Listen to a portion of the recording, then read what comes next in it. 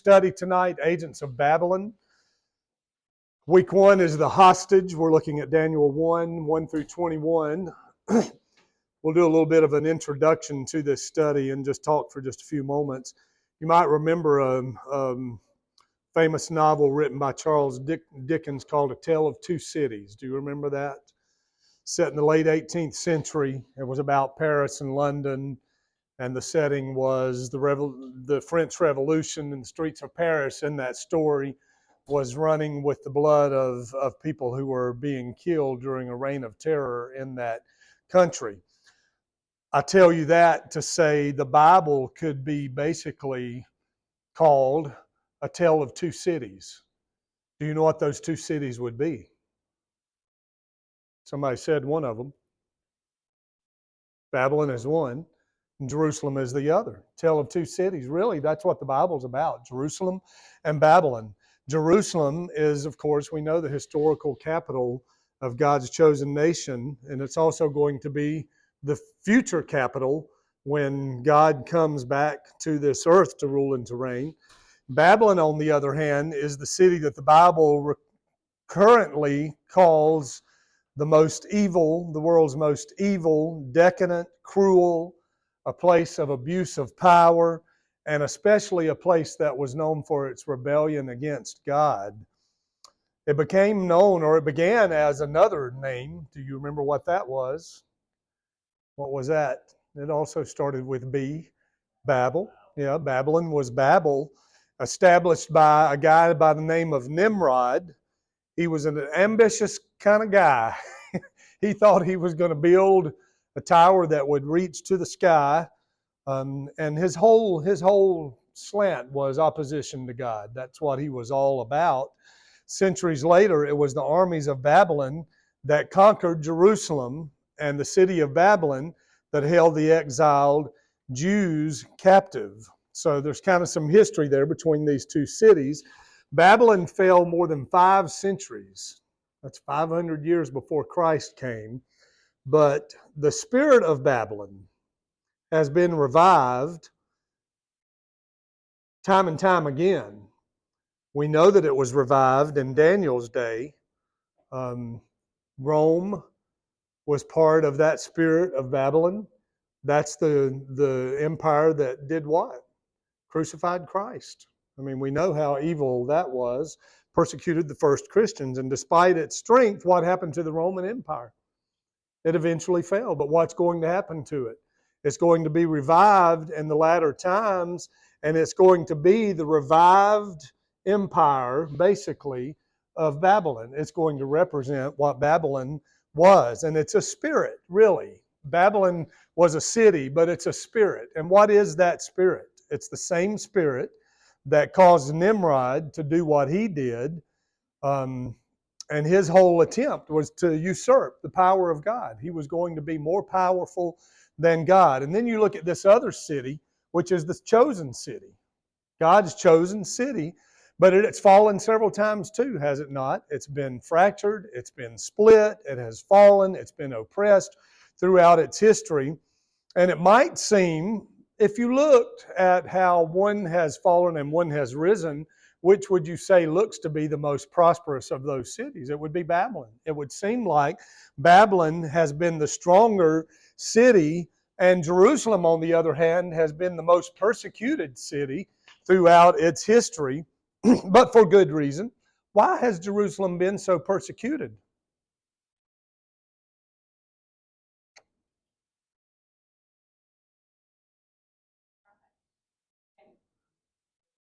Okay.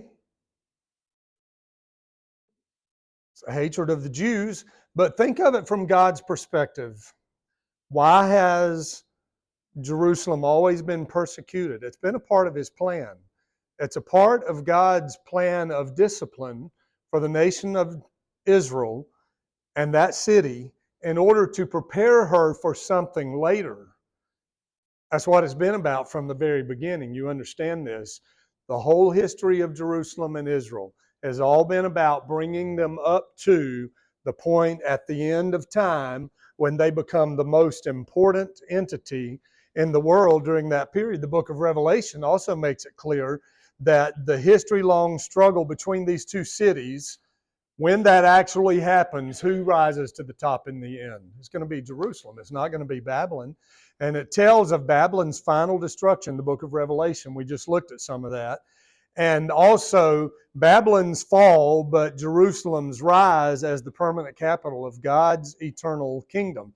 So the obvious question would be, why would you want to do a study about Babylon?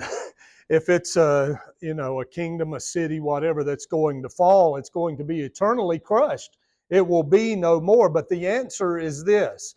We are living in a time right now that is marked by the spirit of Babylon. And we know from biblical prophecy that that force is going to continue to rise until what happens in the very end. It dominates the world. That spirit of Babylon is going to rule the world. And the study that we're undertaking is intended to help us prepare for that time. I'm convinced, I know people have said it forever.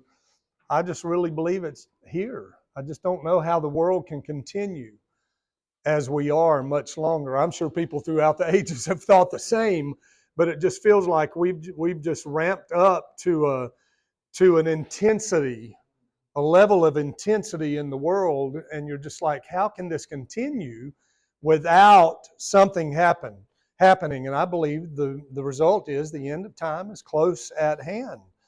Nowhere in the Bible do you get a clearer picture of the nature of Babylon than you do in the book of Daniel. Bears the name of its author, and every time I take this study up and do it again, I'm overwhelmed with who he is and what Daniel was and the kind of man that he was.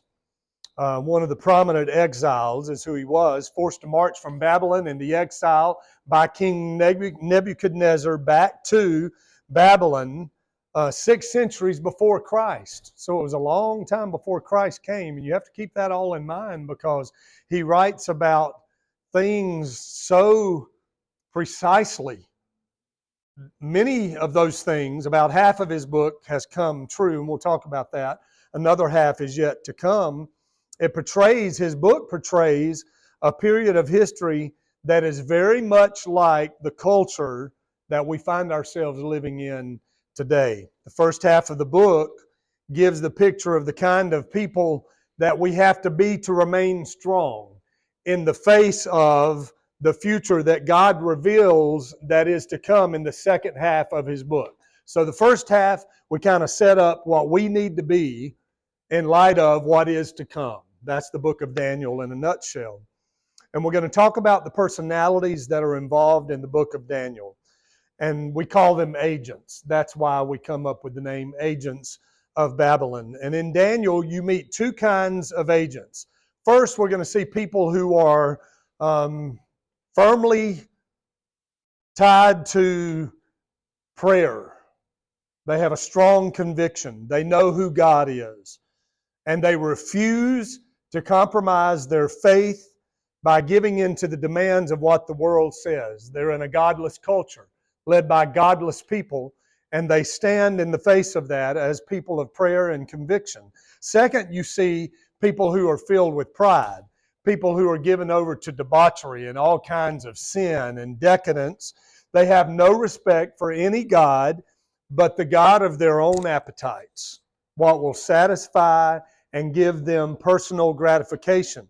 And most important, we're going to meet the agent of agents. Who might be the agent of agents? It's none other than God himself, the Most High God. And he exercises sovereign control at every twist and every turn of this story. The people who are involved, other than Daniel, probably don't see it the way it is, but you have to understand that in all of this story, sovereign God is in control and he is ruling and reigning. And as we look at these agents, you begin to explore the prophetic visions that Daniel gives us, and that'll be a large part of this study. And the visions show two futures. The first is a future that had not yet occurred when Daniel writes this prophecy, but it has now been explicitly fulfilled in history. We'll talk about that. It's the story of four world empires that have risen and they have fallen just as Daniel predicted that they would. And then the second future that he writes about is one that is yet to come. And it's this dark, foreboding future that describes what we know as the end times. And it occurs before the glorious appearance of Christ, and he comes to rule and reign on this world forever. The accuracy of the prophecies that he writes is just uncanny. That he could write something so clearly, and then you watch it fulfilled in history as it has been, those four world empires. And what does that say to you about what he's written about the future? Surely, if God gave him prophecies that have come true as clearly as they have, then what he has written that has not come true, you better mark it down. It's going to be revealed just like he's written it, and it's going to come to pass just like the prophecies that already have been fulfilled. So both of these phases of his prophecy have value for us today. I don't want you to just see this as a study of prophetic events and what happened then and what is to come. I want us to see, and we're going to tie it very strongly to, how does this apply to us today? How does Daniel apply to us as we live for Christ in the here and now? And his prophecies bring to light this cyclical nature of history. What do I mean? Things happen and they turn around, and what happens? It comes right back to where it was. It's just this cycle of events, and they project then into the future, and it's intended to show us, how do you live right now? How do you live in the here and now, in the present, so that you can be prepared for the things that are to come? That's what Daniel says to us. And in fact, the entire book of Daniel, the personal portraits and the prophecies, demonstrate why courage and conviction and those things that you'll see displayed in Daniel, and the devotion to portray, or that is to prayer that's portrayed by Daniel, are as critical for us right now as they were for Daniel when Daniel was alive.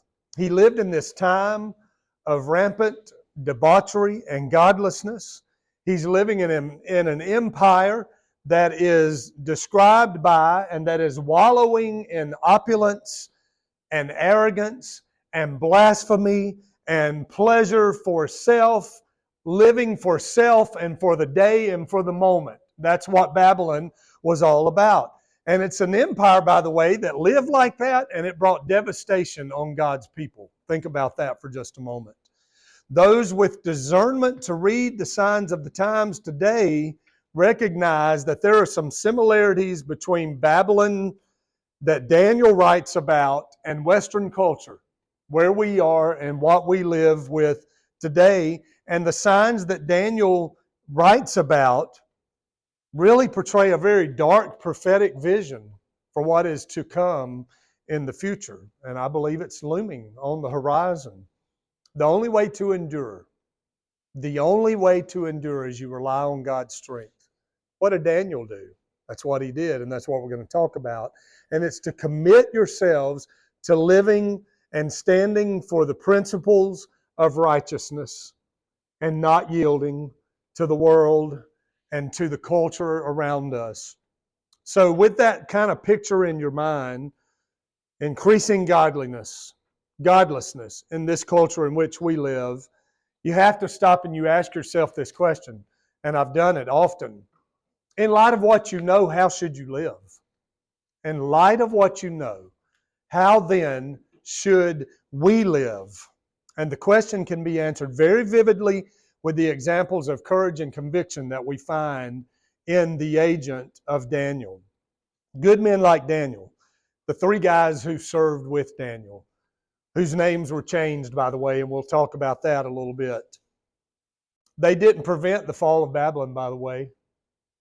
Think about that for a moment. You would think, here you got Daniel. He's this icon of godliness and holiness, living in this age of decadence and debauchery and godlessness.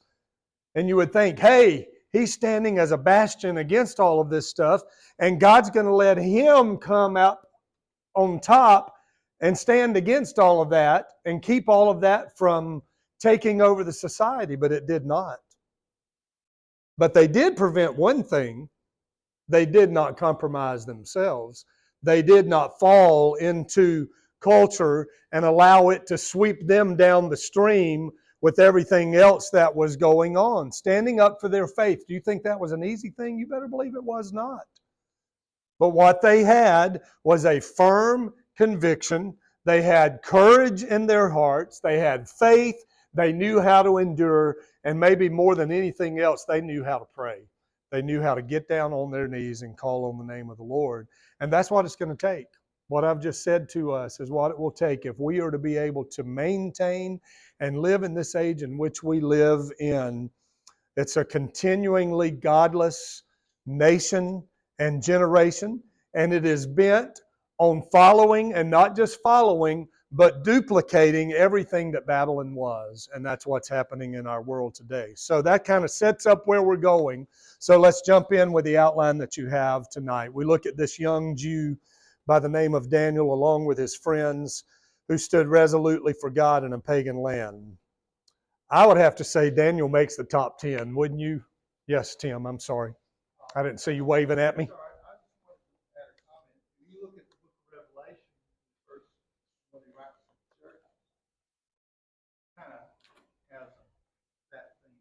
Absolutely. Absolutely. It's a mirror. Mm-hmm. Exactly. Absolutely. All right. A good parallel. Did Daniel set out to be a hero, by the way, do you think? I don't think he did. I don't think he knew that. He was thrust into this position. He was thrust into a pagan environment. Do you think as a teenager, by the way, that's what he was when all this happened to him? I will just ask you this right now. Any of you that have grandkids or kids that are teenagers, 15 or 16 years old, can you see them thrust into what Daniel was thrust in and do what Daniel did? Our world has spun a far cry from what Daniel was living out in his day. He lived as a faithful young man, and because he did that, in Jerusalem, it served him when he was taken captive and carried off to Babylon. Let's talk about a bit of the history.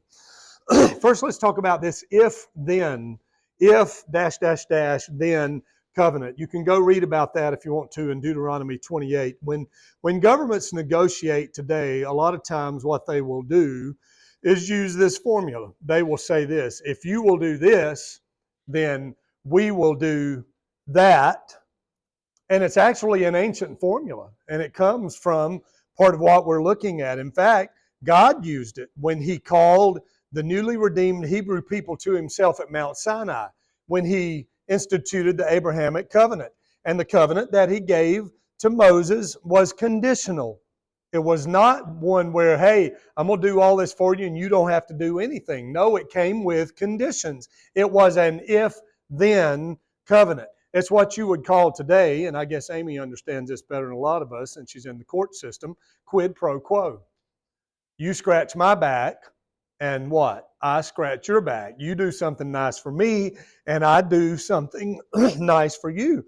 And if Israel walked in God's ways, this was the Abrahamic covenant, then God was going to bless the nation. But if they turned away from God's ways, then what was going to happen? God was going to curse the nation, and you see it all throughout the writings of the Old Testament. The blessings for obedience, you find those listed in Deuteronomy 28, 1 through 14, and then you get the consequences in verses 15 through 68. The nation of Israel exhibited brief periods of faithfulness and blessing. We watch it all the time. If you read the Old Testament, if you read the Bible in the year, you get to read it every year, and you hear all the stories, all the kings, all of those things that happen.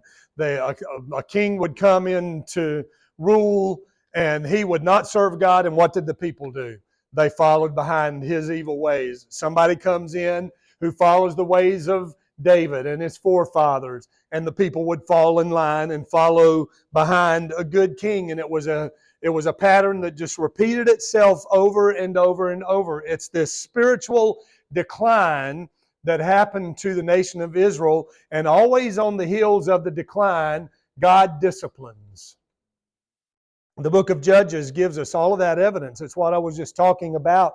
They would slide down, and then God would judge or bring discipline on the nation of Israel, one rebellion after another. Then you have these kings of Israel. The majority of the kings of Israel were what? They were bad. I mean, the majority, if you want to go percentages, they were bad. More of them were wicked than there were righteous kings, and many of them worshiped idols more than they did the one true God. It just doesn't make sense when you read about it in my mind. I just can't get my head wrapped around it. And then you come to this guy by the name of David. Probably the high point of Israel's faithfulness to God was under the reign of David. But even his story is tarnished, is it not, with failures. He was human, just like everybody else, and he was tarnished. And then you have his son who follows on the heels of David. Solomon comes in, and Solomon begins well as the nation's leader. But what happens? In the latter days of his life and his leadership, Scripture says he turned from the Lord. And what did he do? He brought in the idols that all of those wives and concubines wanted to worship, and he began to worship those idols. He did it to please them. What did he do? It's kind of like you just open the door just a crack. I'm just going to create a crack. Nothing will happen if I just open it a crack, right? And what happened? A flood happened in Solomon's reign. And after his death, the Lord carried out severe acts of judgment by doing what? He wrenched the 10 tribes away from the southern tribes, and that's where the division of the northern and the southern kingdom came. And Judah and Benjamin became the southern kingdom. So now you have this divided kingdom. The northern kingdom is what you would know as Israel. They took that name. They were led by Jeroboam the first, and they fell to new lows. How? They descended into depravity. They set up pagan altars, and at opposite ends of the kingdom to make idol worship accessible to all the people. It wasn't just in one place. If we're going to do this, if we're going to have a party, and we're going to worship all these idols, let's just set them up everywhere. It'd be like running down the interstate and here's a rest area. No, it's not a rest area. It's an idol worship center. So you can just hop off right here at the idol worship center and get your fill of the idols and hop back on and keep going. And not too far down the road, if you need another one, we got another one set up for you. And that's what they did. They set them up all throughout the kingdom. And then 722 BC comes. And Israel is overrun and assimilated by the Assyrians. I talked about this in a message just a couple of weeks ago, and they were never to be heard from again. That's kind of crazy, isn't it? 10 tribes. The 10 lost tribes is what we call them of Israel. Assyria was what, by the way? Assyria became the rod of God's anger against his rebellious people. Then you look at the southern kingdom of Judah. They retained Jerusalem as their capital, their religious center. They retained the lineage of David and the kings that followed. And one would think that the destruction of Israel, you're the southern kingdom, and you've seen the northern kingdom overrun by Assyria, overrun by idol worship and all of the horrible things that they were involved in. And you would think these two would see that and say, hey, we're going to go in a different direction than our brothers and sisters in the northern kingdom, but they did not. The impact of the disaster and the things that had happened to them wore off, and they fell into the very same downward spiral that had doomed the northern kingdom. The prophets of God come along, and what do? They start blasting out trumpet calls to repentance and turn from your evil ways. And they sound all of these warnings. Judgment is coming for Judah if you don't turn, if you continue to follow Israel's rebellious example. And one of those prophets was Isaiah, and he prophesied this in 39 verses 6 through 7 of Isaiah. And he said this, behold, the days are coming when all that is in your house and what your fathers have accumulated until this day shall be carried to Babylon. Nothing shall be left. And they shall take away some of your sons who will descend from you, whom you will beget, and they shall be eunuchs in the palace of the king of Babylon. Who do you think that's writing about? Daniel and some of his brothers. Then you have the great defection. Let's talk about that. That's a little bit of history set up for you. God's prophetic warnings to Judah go unheeded until finally, a little over a century after the fall of Israel, the sword of God's judgment falls like a hammer on the southern kingdom. And the book of Daniel tells us how it happens. Look at verse 1 and 2. In the third year of the reign of Jehoiakim, king of Judah, Nebuchadnezzar, king of Babylon, came to Jerusalem and besieged it. And the Lord gave, make sure you pay attention to that right there. And the Lord gave Jehoiakim, king of Judah, into his, being Nebuchadnezzar's, hand. The fall of Jerusalem was in 605 BC, and the king deported the Jewish hostages back to Babylon. He did it in 3 stages. The first deportation was the elite nobility. Didn't take everybody at the same time. This group was taken immediately and included only those who were elite. And then you have the second group deported in 597, the 2 subsequent groups, 597, 587, and that left Jerusalem in ruins. But he leaves Jehoiakim on the throne in this emaciated kingdom, which really was nothing. All of those who were poor and weak and infirm and who didn't have the strength or the power to travel were left in the kingdom, and Jehoiakim is left to rule and to reign over them. Daniel 1 and 2 introduces us to the theme of the book of Daniel. You don't need to let this get past you. I pointed it out just a moment ago. The entire theme of the book of Daniel is this. Why do we have Daniel? It's so that you clearly see the sovereignty of God. That's what it's all about. We think it's about prophecies and statues and medals and all those things that we're going to look at, and that is a part of all of this. But all of that is brought into one idea and one thought. It's that we clearly see the sovereignty of God working in the life of Israel, and not just in the life of Israel, but in the life of His people all throughout history, and that includes us. The Lord pointed that out to you, the Lord gave Jehoiakim into Nebuchadnezzar's hand.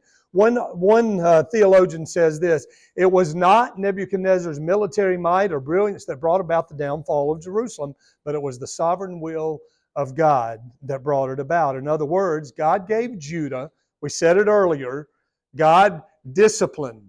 Judgment and discipline is what it was all about. And then you see God's rod of anger.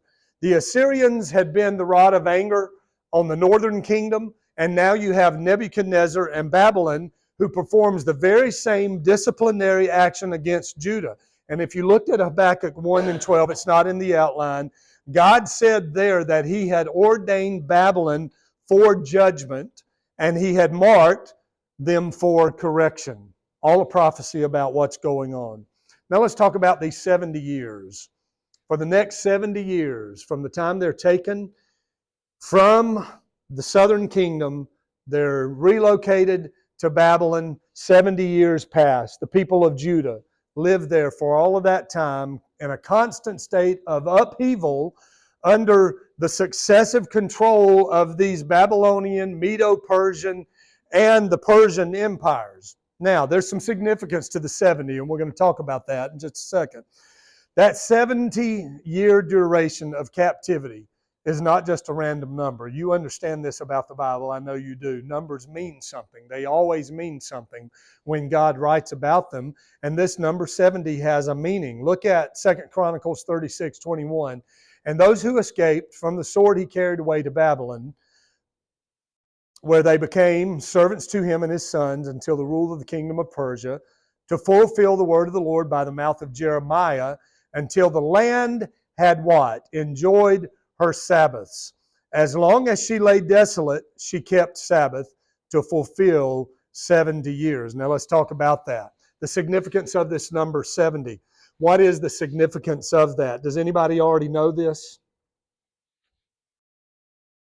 Just checking to see. Tim probably does. Where does that 70 come from is what we're getting at.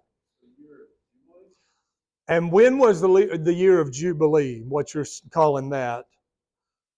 Or it was the year of a Sabbath rest, not Jubilee. 50th year was the Jubilee. The Sabbath rest happened every 7 years. What was to happen during that period of time? The land lay fallow. You didn't do anything to the land during that entire time. They entered the promised land, and this was part of God's institution of their laws. He instructed them to observe the Sabbath. What does Sabbath mean? It means rest. Sabbath means rest. And it was agricultural thing. People who are farmers, they understand that. You can't plant the same crop. Ken and these guys can tell us they plant huge gardens. You don't plant the same crop on the same parcel of property year after year after year. It will reach a point where it's no longer productive. It doesn't do anything, and they had to let the fields lie fallow. And that year, they weren't to plow, they weren't to plant, they weren't to do any of those things. But what had they done? During that 490 years, they had failed to observe the Lord's Sabbath. Okay, 490. Every seventh comes up to 70 years. And he says, because you refused to honor my word and my instructions, and you failed to observe the Sabbath, I'm going to take those Sabbaths from you, and you will be in exile in a foreign land for a period of 70 years. In other words, I'm going to take my 70 years back from you, and you're going to live in captivity as a result. If Israel wouldn't give God the Sabbath that he said, I'm requiring of you, then God says, fine, you don't want to give it to me? I'm going to take it from you. Okay, that brings me to a question I want to ask you. Do you believe God still works like this today? I don't have an answer. I'm just asking. This is for discussion. Do you believe God still works like that today? And if you do, I want you to explain your reasoning.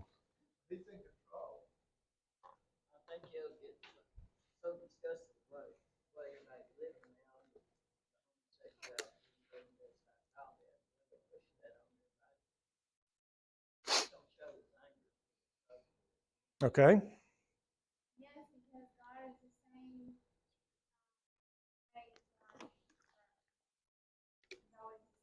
Bring it down to your own life. That's where I want you to get. It starts with our decision. I want you to tell me if you feel like, okay, God, you said to me, I'm just saying me personally, you personally, you spoke to me in a time of devotion and deep prayer, and I was committed, and you were talking to me, and you talked to me from your word, and you said some things to me.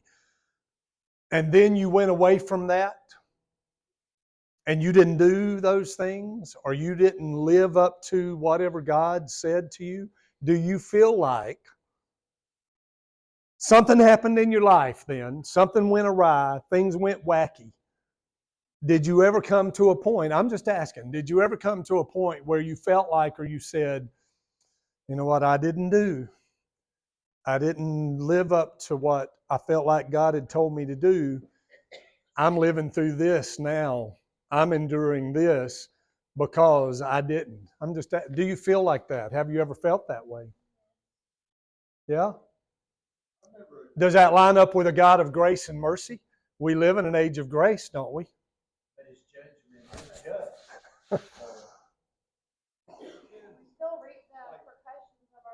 This is true. Israel, God's chosen people. If you're a chosen child of God, it's possible. But like you said, do we like that? Don't like that very much, do we? The more you know, also the more you're responsible for. You're held at a higher standard. I don't know when and how, and don't know. I mean, I can't say it for you. I feel like there's probably been things in my life where I didn't live up to God's standard. And what I knew, maybe it's attitudes. Let's just be real honest. Maybe it's attitudes. Maybe it's just, hey, I'm doing this thing that I feel like is probably okay, but I feel like God has said to me, you know, that's something you really don't need to do. But I went on and I did it anyway. I feel like there have been times when I suffered. I feel like God, and you look at it like you want to, I feel like he worked like that in my life. Hey, Keith, you wouldn't do what I clearly showed you was my path, my desires for you. And as a result, there is reward for your disobedience. That's what I'm getting to. And isn't that what happened to Israel here? We're not going to obey you. We're not going to do what you say. Fine. You don't want to do what I say. You're going to suffer for not doing what I tell you to do. Now, I know a lot of people would say that doesn't line up with a God of love and a God of mercy and a God of grace and all of that. What do you think, Kenny?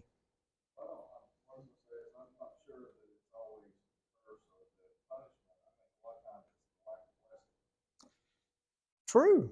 Exactly. That's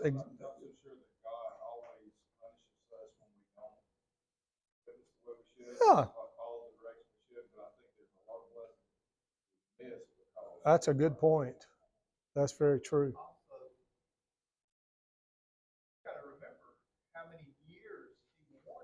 Exactly. 490 years, they failed to observe the Sabbath. Think about that.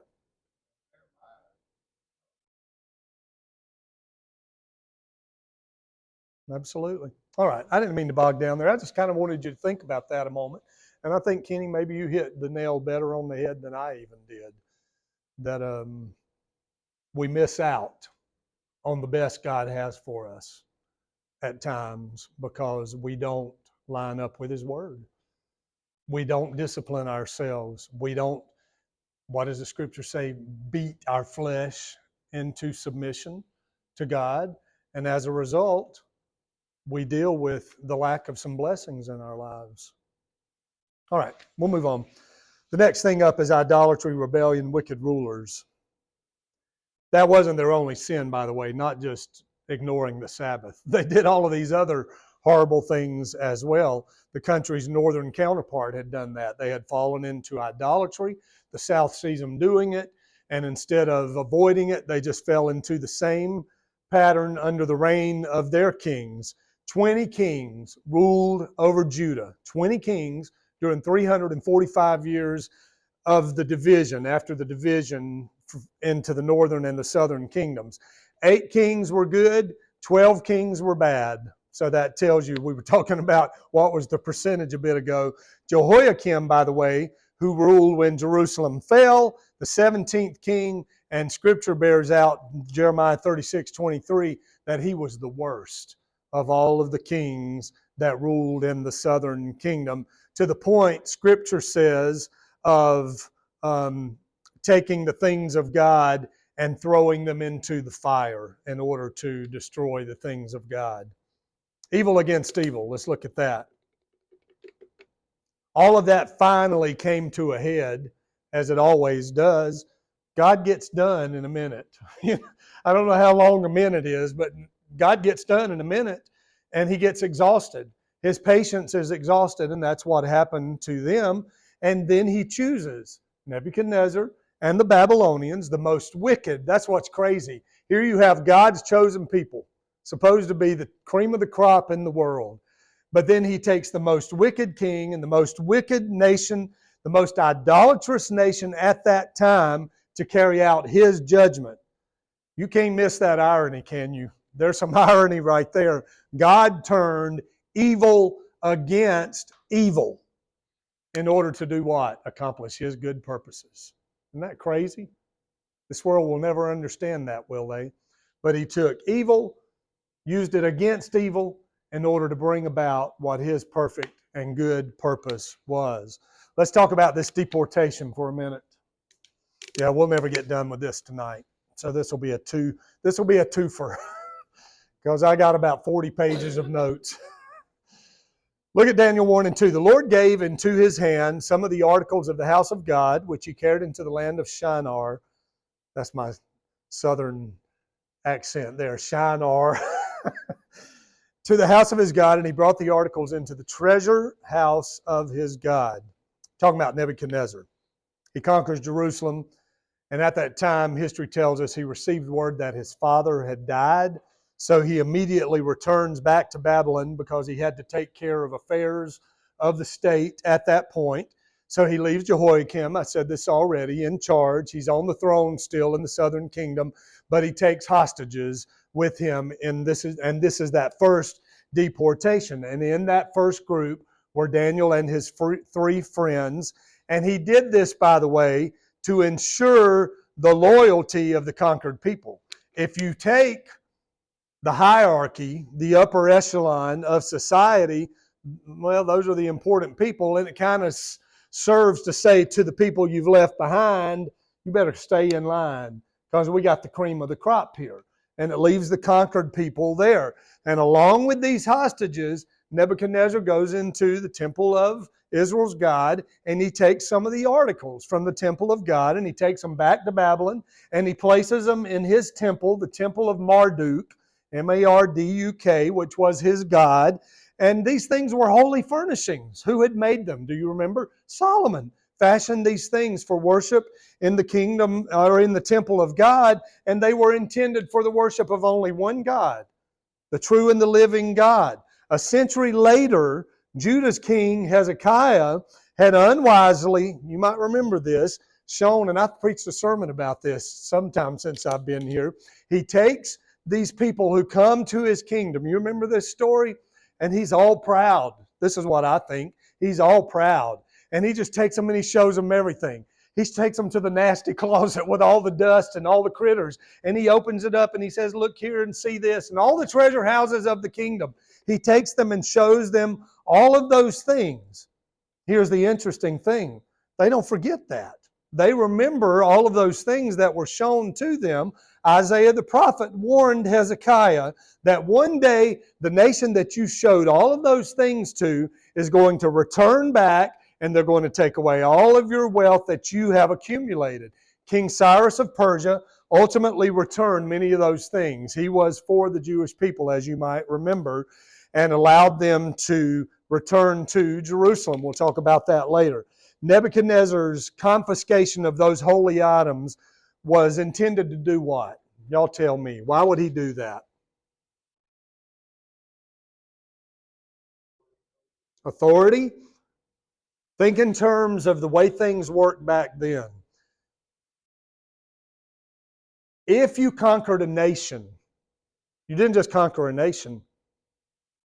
You conquered its gods, everything that was a part of that nation. And the way you show I've conquered your gods is I'm going to take the things of your God that you used to worship, and I'm going to put them in my temple, and they're now going to become articles that we use to worship my false God. Kind of crazy, isn't it? Look at these conditions that were placed on their selection. Daniel 1, 3 through 4. The king instructed Ashpenaz, the master of his eunuchs, to bring some of the children of Israel, some of the king's descendants, some of the nobles, young men in whom there was no blemish, but good looking, gifted in all wisdom, possessing knowledge, quick to understand, who had ability to serve in the king's palace. I don't know, I had never done it. I'm told, I've read some stories that to get a job with Google takes you not just weeks, it takes you months, and not just one or two interviews, but maybe 20 interviews in order for you to ever land a job with Google. That's kind of rigorous. Application processes for universities. Think about those things. When kids want to get into a really stellar, if you want to call them that these days, institution of higher learning, what that process looks like, how long it takes. Daniel and his friends went through a 3-year application process in order to serve in the royal court of Nebuchadnezzar. Can you imagine that? 3 years? You're 16 years old, 15, 17. I don't know exactly how old he was. And that's what they endured when they were being groomed to serve in important roles in the Babylonian government. These are the elite young men of Judah, and they were being examined in 3 specific areas that we want to talk about for just a second. Physical tests. Daniel 1:4 says they were selected and they were to be the young men in whom there was no blemish, but good looking. So one commentator says these captives, he characterizes them as old enough to make the adjustment psychologically, young enough to learn easily and come to feel at home in the new cultural surroundings. Now, if you take me today and transplant me to Seattle, Washington, I'm going to have a real hard time just because I'm older. I've been here a long time. That's liberal Mecca. It's the left coast. Do you see what I'm getting at? I'm going to have a hard time. You take your 17-year-old child or grandchild, and they look at Seattle, Washington and say, man, what an adventure. I think that'd be pretty exciting.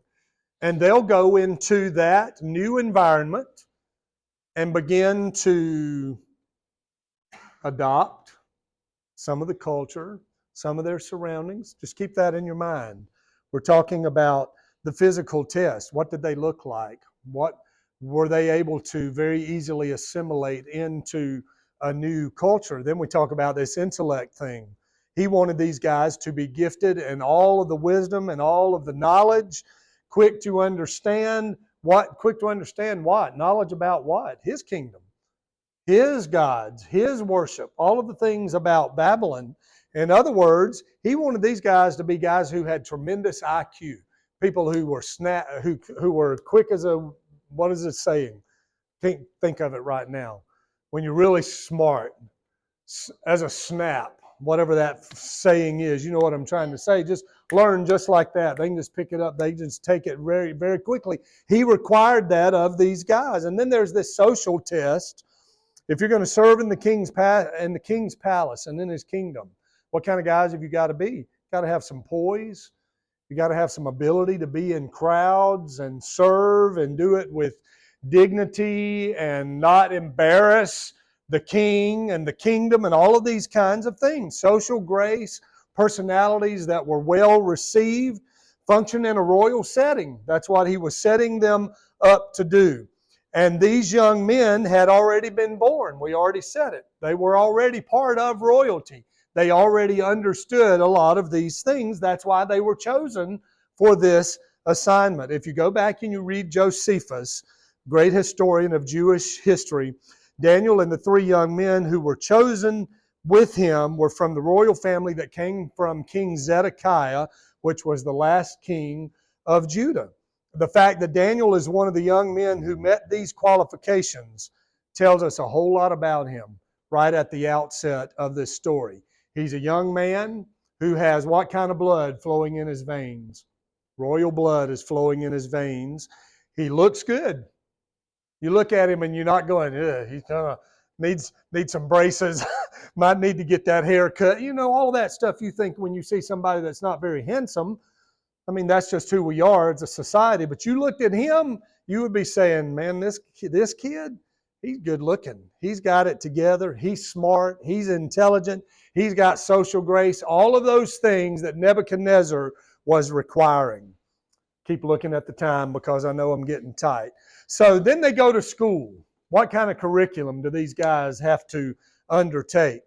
Young men whom they might teach the language and the literature of the Israelites. No, of the Chaldeans. Do you know who the Chaldeans were? Do you know what kind of people they were?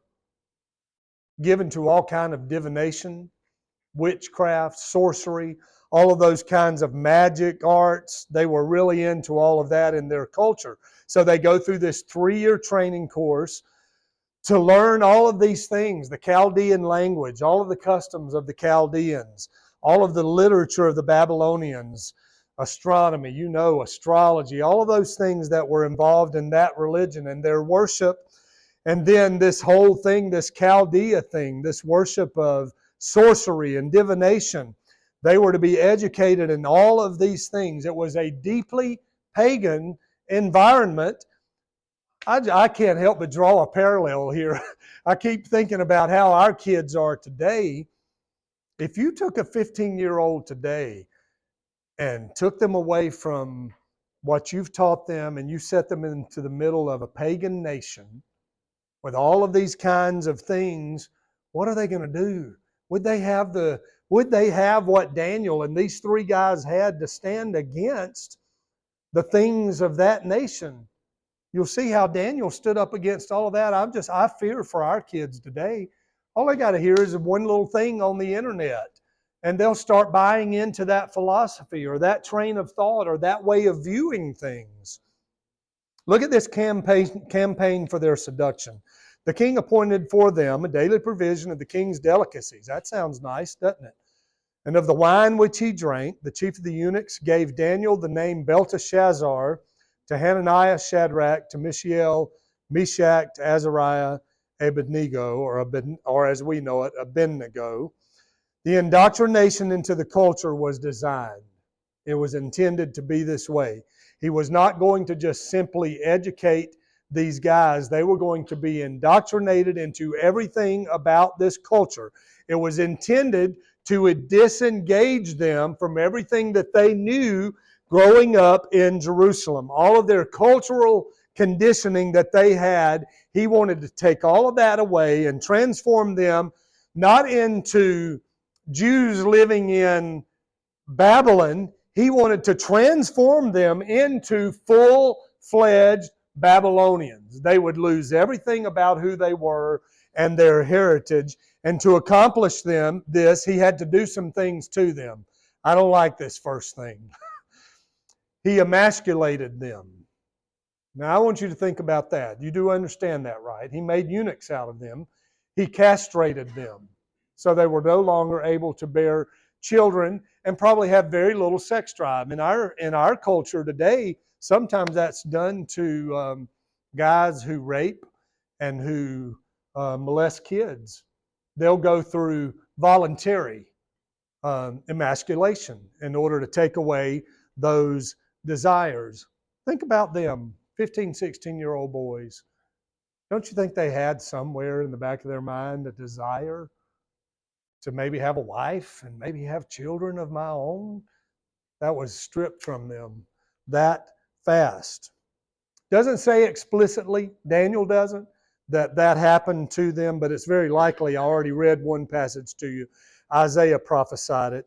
And in addition, Ashpenaz, a guy that we just talked about, he's indicated here as a guy who is in charge of who?